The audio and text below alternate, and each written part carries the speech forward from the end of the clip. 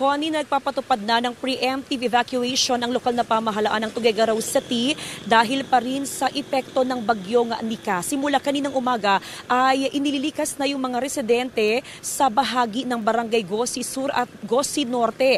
11 barangay ang binabantayan sa ngayon ng CDRRMO sa Tuguegarao City. Ito yung mga barangay na nasa low-lying area. Sa ngayon, wala pang pagtaas sa antas ng Pinakanawan River at Cagayan River, pero dahil malakas ang buhos ng ulan sa Isabela, Ifugao at maging sa Apayao ay pinaghahandaan na yung posibleng pagtaas ng antas ng mga major river system sa probinsya ng Cagayan. Sa mga oras nga na ito, ramdam na yung epekto ng bagyong Nika. Tuloy-tuloy na yung buhos ng ulan simula kaninang madaling araw at pabugso-bugso na rin yung hangin. Sa ngayon, tuloy-tuloy yung repacking at prepositioning ng food packs ng LGU sa iba't ibang mga barangay. Nakahanda na rin ng Tuguegarao City People's Gym na magsisilbing evacuation center.